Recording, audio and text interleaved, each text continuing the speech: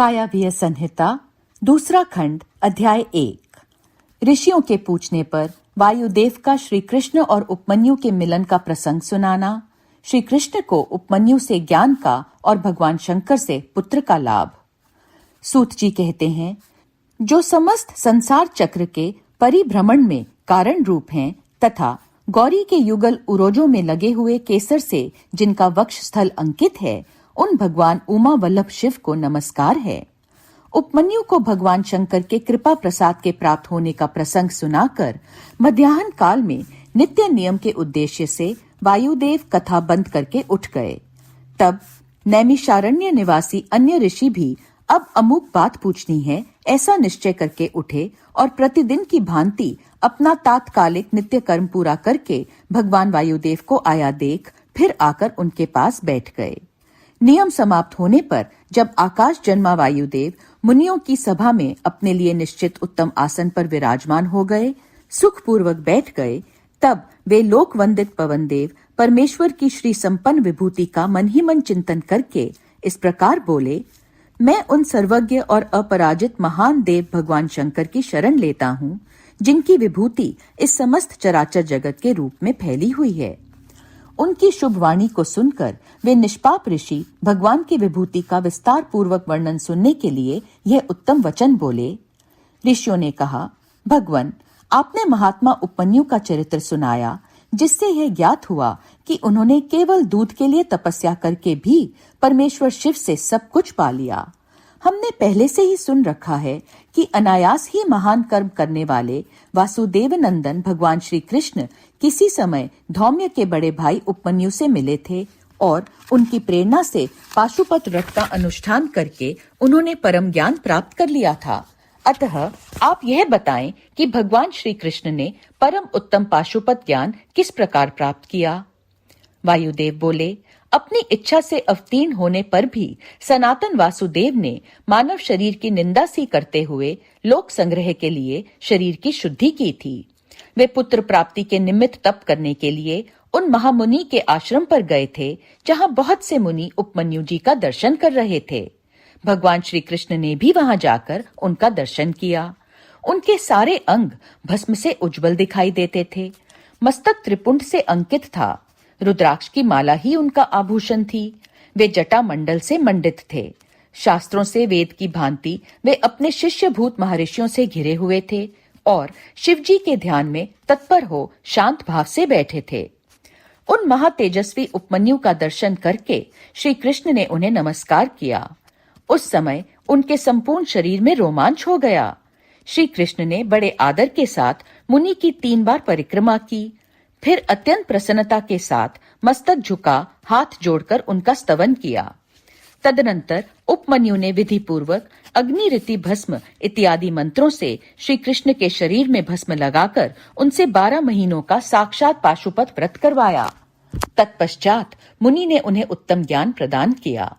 उसी समय से उत्तम व्रत का पालन करने वाले संपूर्ण दिव्य पाशुपत मुनि उन श्री कृष्ण को चारों ओर घेरकर उनके पास बैठे रहने लगे। फिर गुरु की आज्ञा से परम शक्तिमान श्री कृष्ण ने पुत्र के लिए सांब शिव की आराधना का उद्देश्य मन में लेकर तपस्या की। उस तपस्या से संतुष्ट हो 1 वर्ष के पश्चात पार्षदों सहित परम ऐश्वर्यशाली परमेश्वर सांब शिव ने उन्हें दर्शन दिया। श्री कृष्ण ने वर देने के लिए प्रकट हुए सुंदर अंग वाले महादेव जी को हाथ जोड़कर प्रणाम किया और उनकी स्तुति भी की। गणों सहित सांब सदाशिव का स्तवन करके श्री कृष्ण ने अपने लिए एक पुत्र प्राप्त किया। वह पुत्र तपस्या से संतुष्ट चित्त हुए साक्षात शिव ने श्री विष्णु को दिया था। चूंकि सांब शिव ने उन्हें अपना पुत्र प्रदान किया, इसलिए श्री कृष्ण ने जाम्बवती कुमार का नाम सांब ही रखा। इस प्रकार अमित पराक्रमी श्री कृष्ण को महर्षि उपमन्यु से ज्ञान लाभ और भगवान शंकर से पुत्र लाभ हुआ। इस प्रकार यह सब प्रसंग मैंने पूरा कह सुनाया। जो प्रतिदिन इसे कहता, सुनता या सुनाता है, वह भगवान विष्णु का ज्ञान पाकर उन्हीं के साथ आनंदित होता है। वायव्य संहिता दूसरा खंड अध्याय 2। उपमन्यु द्वारा श्री कृष्ण को पाशुपत ज्ञान का उपदेश। ऋषियों ने पूछा, पाशुपत ज्ञान क्या है? भगवान शिव पशुपति कैसे हैं? और अनायास ही महान कर्म करने वाले भगवान श्री कृष्ण ने उपमन्यु से किस प्रकार प्रश्न किया था। वायुदेव, आप साक्षात शंकर के स्वरूप हैं, इसलिए ये सब बातें बताइए। तीनों लोकों में आपके समान दूसरा कोई वक्ता इन बातों को बताने में समर्थ नहीं है। सूत जी कहते हैं, उन महर्षियों की यह बात सुनकर वायुदेव ने भगवान शंकर का स्मरण करके इस प्रकार उत्तर देना आरंभ किया। वायुदेव बोले, महर्षियों, पूर्व काल में श्री कृष्ण रूपधारी भगवान विष्णु ने अपने आसन पर बैठे हुए महर्षि उपमन्यु से उन्हें प्रणाम करके न्यायपूर्वक यूं प्रश्न किया। श्री कृष्ण ने कहा, भगवान, महादेव जी ने देवी पार्वती को जिस दिव्य पाशुपत ज्ञान तथा अपनी संपूर्ण विभूति का उपदेश दिया था, मैं उसी को सुनना चाहता हूँ। महादेव जी पशुपति कैसे हुए? पशु कौन कहलाते हैं? वे पशु किन पाशों से बांधे जाते हैं और फिर किस प्रकार उनसे मुक्त होते हैं? महात्मा श्री कृष्ण के इस प्रकार पूछने पर श्रीमान उपमन्यु ने महादेव जी तथा देवी पार्वती को प्रणाम करके उनके प्रश्न के अनुसार उत्तर देना आरंभ किया। उपमन्यु बोले, देवकी नंदन, ब्रह्मा जी से लेकर स्थावर पर्यंत जो भी संसार के वशवर्ती चराचर प्राणी हैं, वे सब के सब भगवान शिव के पशु कहलाते हैं और उनके पति होने के कारण देवेश्वर शिव को पशुपति कहा गया है। वे पशुपति अपने पशुओं को मल और माया आदि पाशों से बांधते हैं और भक्ति पूर्वक उनके द्वारा आराधित होने पर वे स्वयं ही उन्हें उन पाशों से मुक्त करते हैं। जो 24 तत्व हैं, वे माया के कार्य एवं गुण हैं। वे ही विषय कहलाते हैं। जीवों पशुओं को बांधने वाले पाश वे ही हैं। इन पाशों द्वारा ब्रह्मा से लेकर कीट पर्यंत समस्त पशुओं को बांधकर महेश्वर पशुपति देव उनसे अपना कार्य कराते हैं। उन महेश्वर की ही आज्ञा से प्रकृति पुरुषोचित बुद्धि को जन्म देती है। बुद्धि अहंकार को प्रकट करती है तथा अहंकार कल्याणदायी देवादिदेव शिव की आज्ञा से 11 इंद्रियों और 5 तन्मात्राओं को उत्पन्न करता है। तन्मात्राएं भी उन्हीं महेश्वर के महान शासन से प्रेरित हो क्रमशः 5 महाभूतों को उत्पन्न करती हैं। वे सब महाभूत शिव की आज्ञा से ब्रह्मा से लेकर तृण पर्यंत देहधारियों के लिए देह की सृष्टि करते हैं। बुद्धि कर्तव्य का निश्चय करती है और अहंकार अभिमान करता है। चित्त चेतता है और मन संकल्प विकल्प करता है। श्रवण आदि ज्ञानेंद्रियां पृथक पृथक शब्द आदि विषयों को ग्रहण करती हैं। वे महादेव जी के आज्ञा बल से केवल अपने ही विषयों को ग्रहण करती हैं। वाक आदि कर्मेंद्रियां कहलाती हैं और शिव की इच्छा से अपने लिए नियत कर्म ही करती हैं, दूसरा कुछ नहीं। शब्द आदि जाने जाते हैं और बोलना आदि कर्म किए जाते हैं। इन सब के लिए भगवान शंकर की गुरुतर आज्ञा का उल्लंघन करना असंभव है। परमेश्वर शिव के शासन से ही आकाश सर्वव्यापी होकर समस्त प्राणियों को अवकाश प्रदान करता है। वायु तत्व प्राण आदि नाम भेदों द्वारा बाहर भीतर के संपूर्ण जगत को धारण करता है। अग्नि तत्व देवताओं के लिए हव्य और कव्य भोजी पितरों के लिए कव्य पहुंचाता है। साथ ही मनुष्यों के लिए पाक आदि का भी कार्य करता है। जल सबको जीवन देता है और पृथ्वी संपूर्ण जगत को सदा धारण किए रहती है। शिव की आज्ञा संपूर्ण देवताओं के लिए अलंघनीय है। उसी से प्रेरित होकर देवराज इंद्र देवताओं का पालन, दैत्यों का दमन और तीनों लोकों का संरक्षण करते हैं। वरुण देव सदा जल तत्व के पालन और संरक्षण का कार्य संभालते हैं। साथ ही दंडनीय प्राणियों को अपने पाशों द्वारा बांध लेते हैं। धन के स्वामी यक्षराज कुबेर प्राणियों को उनके पुण्य के अनुरूप सदा धन देते हैं और उत्तम बुद्धि वाले पुरुषों को संपत्ति के साथ ज्ञान भी प्रदान करते हैं। ईश्वर असाधु पुरुषों का निग्रह करते हैं तथा शेष शिव की ही आज्ञा से अपने मस्तक पर पृथ्वी को धारण करते हैं। उन शेष को श्री हरि की तामसी रौद्र मूर्ति कहा गया है, जो जगत का प्रलय करने वाली है। ब्रह्मा जी शिव की ही आज्ञा से संपूर्ण जगत की सृष्टि करते हैं तथा अपनी अन्य मूर्तियों द्वारा पालन और संहार का कार्य भी करते हैं। भगवान विष्णु अपनी त्रिविध मूर्तियों द्वारा विश्व का पालन, सर्जन और संहार भी करते हैं। विश्वात्मा भगवान हर भी 3 रूपों में विभक्त होकर संपूर्ण जगत का संहार, सृष्टि और रक्षा करते हैं। काल सबको उत्पन्न करता है, वही प्रजा की सृष्टि करता है तथा वही विश्व का पालन करता है।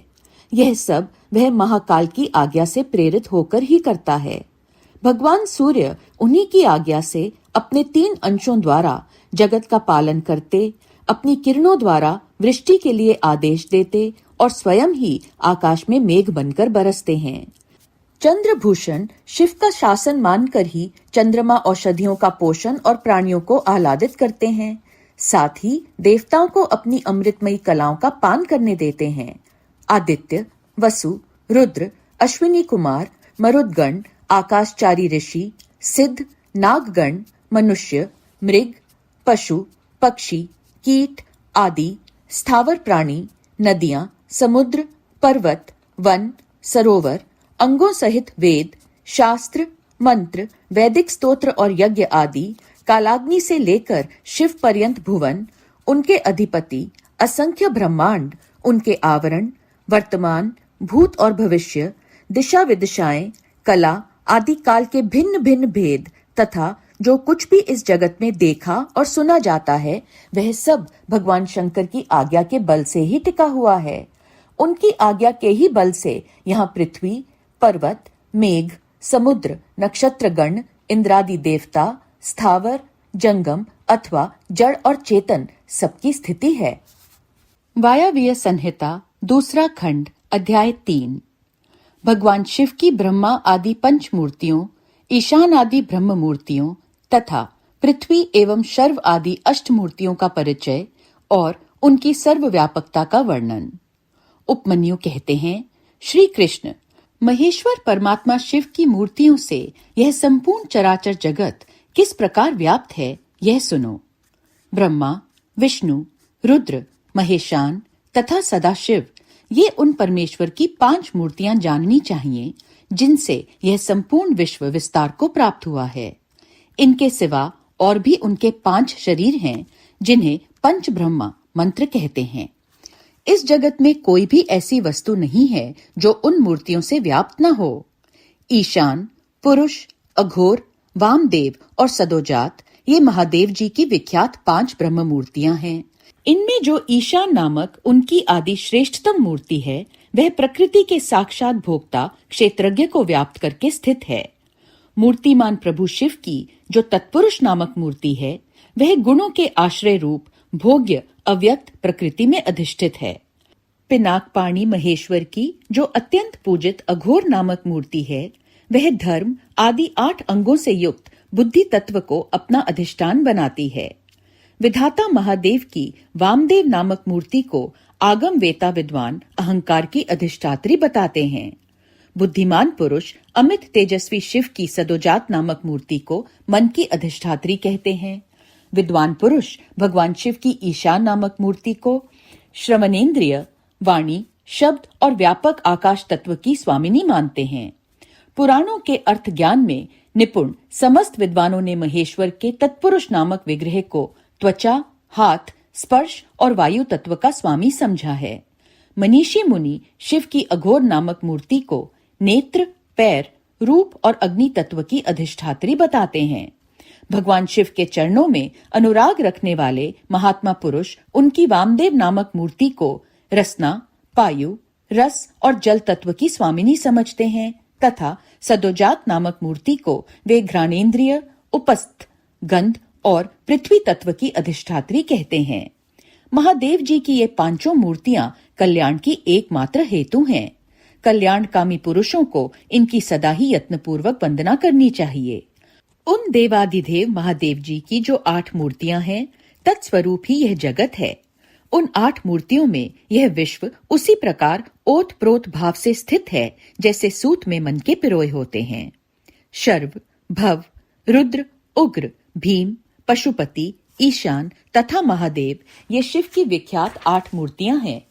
महेश्वर की इन शर्व आदि 8 मूर्तियों से क्रमशः भूमि, जल, अग्नि, वायु, क्षेत्रज्ञ, सूर्य और चंद्रमा अधिष्ठित होते हैं। उनकी पृथ्वीमयी मूर्ति संपूर्ण चराचर जगत को धारण करती है। उसके अधिष्ठाता का नाम शर्व है, इसलिए वह शिव की शार्वी मूर्ति कहलाती है। यही शास्त्र का निर्णय है। उनकी जलमयी मूर्ति समस्त जगत के लिए जीवनदायिनी है। जल परमात्मा भव की मूर्ति है, इसलिए उसे भावी कहते हैं। शिव की तेजोमयी शुभ मूर्ति विश्व के बाहर भीतर व्याप्त होकर स्थित है। उस घोर रूपिणी मूर्ति का नाम रुद्र है, इसलिए वह रौद्री कहलाती है। भगवान शिव वायु रूप से स्वयं गतिशील होते और इस जगत को गतिशील बनाते हैं। साथ ही वे इसका भरण पोषण भी करते हैं। वायु भगवान उग्र की मूर्ति है, इसलिए साधु पुरुष इसे औग्री कहते हैं। भगवान भीम की आकाश रूपिणी मूर्ति सबको अवकाश देने वाली, सर्वव्यापिनी तथा भूत समुदाय की भेदिका है। वह भीम नाम से प्रसिद्ध है, अतः इसे भैमी मूर्ति भी कहते हैं। संपूर्ण नेत्रों में निवास करने वाली तथा संपूर्ण आत्माओं की अधिष्ठात्री शिव मूर्ति को पशुपति मूर्ति समझना चाहिए। वह पशुओं के पाशों का उच्छेद करने वाली है। महेश्वर की जो ईशान नामक मूर्ति है, वही दिवाकर सूर्य नाम धारण करके संपूर्ण जगत को प्रकाशित करती हुई आकाश में विचरती है। जिनकी किरणों में अमृत भरा है और जो संपूर्ण विश्व को उस अमृत से आप्यायित करते हैं, वे चंद्रदेव भगवान शिव के महादेव नामक विग्रह हैं, अतः उन्हें महादेव मूर्ति कहते हैं। यह जो 8वीं मूर्ति है, वह परमात्मा शिव का साक्षात स्वरूप है तथा अन्य सब मूर्तियों में व्यापक है, इसलिए यह संपूर्ण विश्व शिव रूप ही है।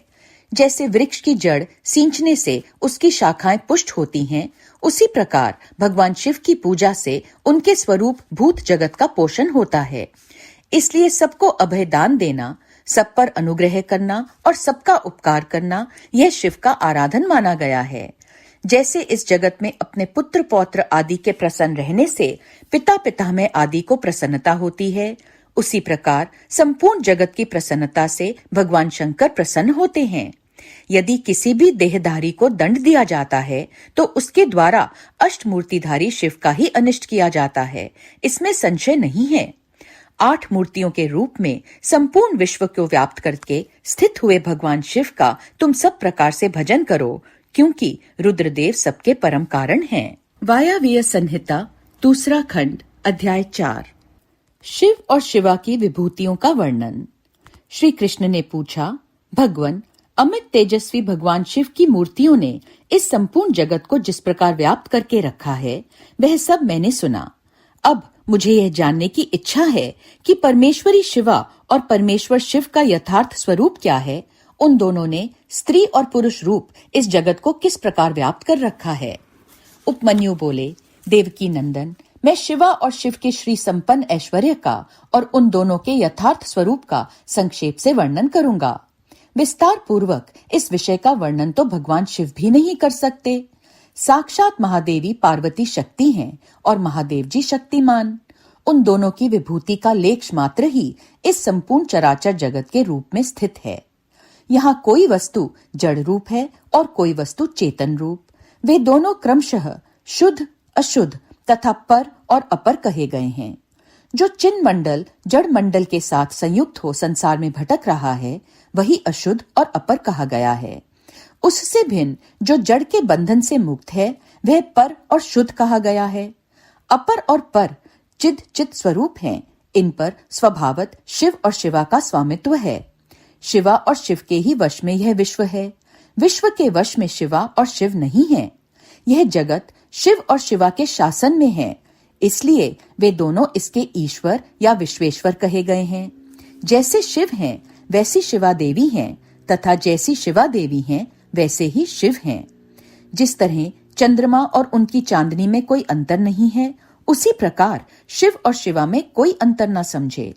जैसे चंद्रिका के बिना यह चंद्रमा सुशोभित नहीं होते, उसी प्रकार शिव विद्यमान होने पर भी शक्ति के बिना सुशोभित नहीं होते।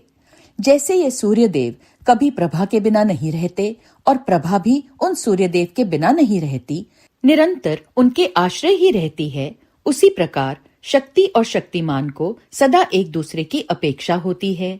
ना तो शिव के बिना शक्ति रह सकती है और न शक्ति के बिना शिव। जिसके द्वारा शिव सदा देहधारियों को भोग और मोक्ष देने में समर्थ होते हैं, वह आदि अद्वितीय चिन्मयी पराशक्ति शिव के ही आश्रित है। ज्ञानी पुरुष उसी शक्ति को सर्वेश्वर परमात्मा शिव के अनुरूप उन अलौकिक गुणों के कारण उनकी समधर्मिणी कहते हैं। वह एकमात्र चिन्मयी पराशक्ति सृष्टि धर्मिणी है। वही शिव की इच्छा से विभाग पूर्वक नाना प्रकार के विश्व की रचना करती हैं। वह शक्ति मूल प्रकृति, माया और त्रिगुणा 3 प्रकार की बताई गई है। उन शक्ति रूपिणी शिवा ने इस जगत का विस्तार किया है। व्यवहार भेद से शक्तियों के 1, 2, 100, 1000 एवं बहुसंख्यक भेद हो जाते हैं। शिव की इच्छा से पराशक्ति शिव तत्व के साथ एकता को प्राप्त होती है। तब से कल्प के आदि में उसी प्रकार सृष्टि का प्रादुर्भाव होता है जैसे तिल से तेल का। तदनंतर शक्तिमान से शक्ति में क्रियामयी शक्ति प्रकट होती है। उसके विक्षुब्ध होने पर आदिकाल में पहले नाद की उत्पत्ति हुई, फिर नाद से बिंदु का प्राकट्य हुआ और बिंदु से सदाशिव देव का। उन सदाशिव से महेश्वर प्रकट हुए और महेश्वर से शुद्ध विद्या, वह वाणी की ईश्वरी है। इस प्रकार त्रिशूलधारी महेश्वर से वागीश्वरी नामक शक्ति का प्रादुर्भाव हुआ, जो वर्णों अक्षरों के रूप में विस्तार को प्राप्त होती है और मातृका कहलाती है। तदनंतर अनंत के समावेश से माया ने काल, नियति, कला और विद्या की सृष्टि की। कला से राहु तथा पुरुष हुए। फिर माया से ही त्रिगुणात्मिका अव्यक्त प्रकृति हुई। उस त्रिगुणात्मक अव्यक्त से तीनों गुण पृथक पृथक प्रकट हुए। उनके नाम हैं सत्व, रज और तम। इनसे यह संपूर्ण जगत व्याप्त है। गुणों में क्षोभ होने पर उनसे गुणेश नामक 3 मूर्तियां प्रकट हुई। साथ ही महत आदि तत्वों का क्रमशः प्रादुर्भाव हुआ। उन्हीं से शिव की आज्ञा के अनुसार असंख्य अंड पिंड प्रकट होते हैं, जो अनंत आदि विद्वेश्वर चक्रवर्तियों से अधिष्ठित हैं। शरीरांतर के भेद से शक्ति के बहुत से भेद कहे गए हैं। स्थूल और सूक्ष्म के भेद से उनके अनेक रूप जानने चाहिए। रुद्र की शक्ति रौद्री, विष्णु की वैष्णवी, ब्रह्मा की ब्रह्माणी और इंद्र की इंद्राणी कहलाती है। यहाँ बहुत कहने से क्या लाभ। जिसे विश्व कहा गया है वह उसी प्रकार शक्ति आत्मा से व्याप्त है जैसे शरीर अंतरात्मा से। अतः संपूर्ण स्थावर जंगम रूप जगत शक्तिमय है। यह पराशक्ति परमात्मा शिव की कला कही गई है। इस तरह यह पराशक्ति ईश्वर की इच्छा के अनुसार चलकर चराचर जगत की सृष्टि करती है, ऐसा विज्ञ पुरुषों का निश्चय है। ज्ञान, क्रिया और इच्छा अपनी इन 3 शक्तियों द्वारा शक्तिमान ईश्वर सदा संपूर्ण विश्व को व्याप्त करके स्थित होते हैं। यह इस प्रकार हो और यह इस प्रकार ना हो, इस तरह कार्यों का नियमन करने वाली महेश्वर की इच्छा शक्ति नित्य है। उनकी जो ज्ञान शक्ति है वह बुद्धि रूप होकर कार्य, करण, कारण और प्रयोजन का ठीक ठीक निश्चय करती है, तथा शिव की जो क्रिया शक्ति है वह संकल्प रूपिणी होकर उनकी इच्छा और निश्चय के अनुसार कार्य रूप संपूर्ण जगत की क्षण भर में कल्पना कर देती है। इस प्रकार तीनों शक्तियों से जगत का उत्थान होता है। प्रसव धर्म वाली जो शक्ति है वह पराशक्ति से प्रेरित होकर ही संपूर्ण जगत की सृष्टि करती है। इस तरह शक्तियों के संयोग से शिव शक्तिमान कहलाते हैं। शक्ति और शक्तिमान से प्रकट होने के कारण यह जगत शाक्त और शैव कहा गया है। जैसे माता पिता के बिना पुत्र का जन्म नहीं होता, उसी प्रकार भव और भवानी के बिना इस चराचर जगत की उत्पत्ति नहीं होती। स्त्री और पुरुष से प्रकट हुआ जगत स्त्री और पुरुष रूप ही है। यह स्त्री और पुरुष की विभूति है, अतः स्त्री और पुरुष से अधिष्ठित है। इनमें शक्तिमान पुरुष रूप शिव तो परमात्मा कहे गए हैं और स्त्री रूपिणी शिवा उनकी पराशक्ति। शिव सदाशिव कहे गए हैं और शिवा मनोन्मनी। शिव को महेश्वर जानना चाहिए और शिवा माया कहलाती है। परमेश्वर शिव पुरुष हैं और परमेश्वरी शिवा प्रकृति। महेश्वर शिव रुद्र हैं और उनकी वल्लभा शिवा देवी रुद्राणी। विश्वेश्वर देव विष्णु हैं और उनकी प्रिया लक्ष्मी। जब सृष्टिकर्ता शिव ब्रह्मा कहलाते हैं तब उनकी प्रिया को ब्रह्माणी कहते हैं। भगवान शिव भास्कर हैं और भगवती शिवा प्रभा। काम नाशन शिव महेंद्र हैं और गिरिराज नंदिनी उमा शची। महादेव जी अग्नि हैं और उनकी अर्धांगिनी उमा स्वाहा। भगवान त्रिलोचन यम हैं और गिरिराज नंदिनी उमा यम प्रिया। भगवान शंकर निऋत्ति हैं और पार्वती नैरेति। भगवान रुद्र वरुण हैं और पार्वती वारुणी। चंद्रशेखर शिव वायु हैं और पार्वती वायु प्रिया। शिव यक्ष हैं और पार्वती रिद्धि। चंद्रार्ध शेखर शिव चंद्रमा हैं और रुद्र वल्लभा उमा रोहिणी। परमेश्वर शिव ईशान हैं और परमेश्वरी शिवा उनकी पत्नी। नागराज अनंत को वलय रूप में धारण करने वाले भगवान शंकर अनंत हैं और उनकी वल्लभा शिवा अनंता। काल शत्रु शिव कालाग्नि रुद्र हैं और काली कालांतक प्रिया हैं। जिनका दूसरा नाम पुरुष है, ऐसे स्वयंभुव मनु के रूप में साक्षात शंभु ही हैं और शिव प्रिया उमा शतरूपा हैं। साक्षात महादेव दक्ष हैं और परमेश्वरी पार्वती प्रसूति। भगवान भव रुचि हैं और भवानी को ही विद्वान पुरुष आकुति कहते हैं। महादेव जी भृगु हैं और पार्वती ख्याति। भगवान रुद्र मरीचि हैं और शिव वल्लभा संभूति। भगवान गंगाधर अंगिरा हैं और साक्षात उमा स्मृति। चंद्रमौली पुलस्त्य हैं और पार्वती प्रीति। त्रिपुर नाशक शिव पुलह हैं और पार्वती ही उनकी प्रिया हैं। यज्ञ विध्वंसी शिव क्रतु कहे गए हैं और उनकी प्रिया पार्वती सनती। भगवान शिव अत्रि हैं और साक्षात उमा अनसुया। कालहंता शिव कश्यप हैं और महेश्वरी उमा देवमाता अदिति। कामनाशन शिव वशिष्ठ हैं और साक्षात देवी पार्वती अरुंधति। भगवान शंकर ही संसार के सारे पुरुष हैं और महेश्वरी शिवा ही संपूर्ण स्त्रियां। अतः सभी स्त्री पुरुष उन्हीं की विभूतियां हैं। भगवान शिव विषयी हैं और परमेश्वरी उमा विषय। जो कुछ सुनने में आता है वह सब उमा का रूप है और श्रोता साक्षात भगवान शंकर हैं। जिसके विषय में प्रश्न या जिज्ञासा होती है, उस समस्त वस्तु समुदाय का रूप शंकर वल्लभा शिवा स्वयं धारण करती हैं तथा पूछने वाला जो पुरुष है वह बाल चंद्रशेखर विश्वात्मा शिव रूप ही है। भव वल्लभा उमा ही दृष्टट्य वस्तुओं का रूप धारण करती हैं और दृष्टा पुरुष के रूप में शशि खंडमौली भगवान विश्वनाथ ही सब कुछ देखते हैं। संपूर्ण रस की राशि महादेवी हैं और उस रस का आस्वादन करने वाले मंगलमय महादेव हैं। प्रेम समूह पार्वती हैं और प्रियतम विषभोजी शिव हैं। देवी महेश्वरी सदा मंतव्य वस्तुओं का स्वरूप धारण करती हैं और विश्वात्मा महेश्वर महादेव उन वस्तुओं के मनता मनन करने वाले हैं। भव वल्लभा पार्वती बोधव्य जानने योग्य वस्तुओं का स्वरूप धारण करती हैं और शिशु शशि शेखर भगवान महादेव ही उन वस्तुओं के ज्ञाता हैं। सामर्थ्य भगवान पिनाकी संपूर्ण प्राणियों के प्राण हैं और सबके प्राणों की स्थिति जल रूपिणी माता पार्वती हैं। त्रिपुरांतक पशुपति की प्राण वल्लभा पार्वती देवी जब क्षेत्र का स्वरूप धारण करती हैं, तब काल के भी काल भगवान महाकाल क्षेत्रज्ञ रूप में स्थित होते हैं। शूलधारी महादेव जी दिन हैं तो शूल पाणी प्रिया पार्वती रात्रि। कल्याणकारी महादेव जी आकाश हैं और शंकर प्रिया पार्वती पृथ्वी। भगवान महेश्वर समुद्र हैं तो गिरिराज कन्या शिवा उसकी तटभूमि है। वृषभ ध्वज महादेव वृक्ष हैं तो विश्वेश्वर प्रिया उमा उस पर फैलने वाली लता हैं। भगवान त्रिपुरनाशक महादेव संपूर्ण पुल्लिंग रूप को स्वयं धारण करते हैं और महादेव मनोरमा देवी शिवा सारा स्त्रीलिंग रूप धारण करती हैं। शिव वल्लभा शिवा समस्त शब्द जाल का रूप धारण करती हैं और बालेंदु शेखर शिव संपूर्ण अर्थ का।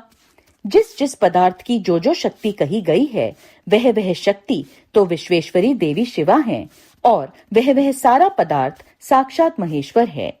जो सबसे परे है, जो पवित्र है, जो पुण्यमय है तथा जो मंगल रूप है, उस वस्तु को महाभाग महात्माओं ने उन्हीं दोनों शिव पार्वती के तेज से विस्तार को प्राप्त हुई बताया है।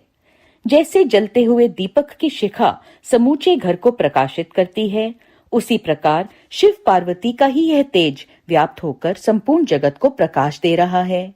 ये दोनों शिवा और शिव सर्वरूप हैं, सबका कल्याण करने वाले हैं। अतः सदा ही इन दोनों का पूजन, नमन एवं चिंतन करना चाहिए। श्री कृष्ण, आज मैंने तुम्हारे समक्ष अपनी बुद्धि के अनुसार परमेश्वर शिवा और शिव के यथार्थ स्वरूप का वर्णन किया है, परंतु इयत्ता पूर्वक नहीं, अर्थात इस वर्णन से यह नहीं मान लेना चाहिए कि इन दोनों के यथार्थ रूप का पूर्णतः वर्णन हो गया, क्योंकि इनके स्वरूप की इयत्ता सीमा नहीं है, जो समस्त महापुरुषों के भी मन की सीमा से परे हैं। परमेश्वर शिव और शिवा के उस यथार्थ स्वरूप का वर्णन कैसे किया जा सकता है? जिन्होंने अपने चित्त को महेश्वर के चरणों में अर्पित कर दिया है तथा जो उनके अनन्य भक्त हैं, उनके ही मन में वे आते हैं और उन्हीं की बुद्धि में आरूढ़ होते हैं। दूसरों की बुद्धि में वे आरूढ़ नहीं होते। यहाँ मैंने जिस विभूति का वर्णन किया है वह प्राकृत है, इसलिए अपरा मानी गई है। इससे भिन्न जो अप्राकृत एवं परा विभूति है वह गुहा है। उनके गुहा रहस्य को जानने वाले पुरुष ही उन्हें जानते हैं। परमेश्वर की है अप्राकृत परा विभूति वह है जहां से मन और इंद्रियों सहित वाणी लौट आती है। परमेश्वर की वही विभूति यहाँ परम धाम है, वही यहाँ परम गति है और वही यहाँ पराकाष्ठा है। जो अपने श्वास और इंद्रियों पर विजय पा चुके हैं वे योगी जन ही उन्हें पाने का प्रयत्न करते हैं। शिवा और शिव की यह विभूति संसार रूपी विषधर सर्प के डसने से मृत्यु के अधीन हुए मानवों के लिए संजीवनी औषधि है। इसे जानने वाला पुरुष किसी से भी भयभीत नहीं होता। जो इस परा और अपरा विभूति को ठीक ठीक जान लेता है वह अपरा विभूति को लांघकर परा विभूति का अनुभव करने लगता है। श्री कृष्ण, यह तुमसे परमात्मा शिव और पार्वती के यथार्थ स्वरूप का गोपनीय होने पर भी वर्णन किया गया है, क्योंकि तुम भगवान शिव की भक्ति के योग्य हो। जो शिष्य न हो, शिव के उपासक न हो और भक्त भी न हो, ऐसे लोगों को कभी शिव पार्वती की इस विभूति का उपदेश नहीं देना चाहिए। यह वेद की आज्ञा है। अतः अत्यंत कल्याणमय श्री कृष्ण, तुम दूसरों को इसका उपदेश न देना। जो तुम्हारे जैसे योग्य पुरुष हों उन्हीं से कहना, अन्यथा मौन ही रहना। जो भीतर से पवित्र, शिव का भक्त और विश्वासी हो वह यदि इसका कीर्तन करे तो मनोवांछित फल का भागी होता है। यदि पहले के प्रबल प्रतिबंधक कर्मों द्वारा प्रथम बार फल की प्राप्ति में बाधा पड़ जाए तो भी बारंबार साधन का अभ्यास करना चाहिए। ऐसा करने वाले पुरुष के लिए यहाँ कुछ भी दुर्लभ नहीं है। ओम नमः शिवाय, ओम नमः शिवाय, ओम नमः शिवाय।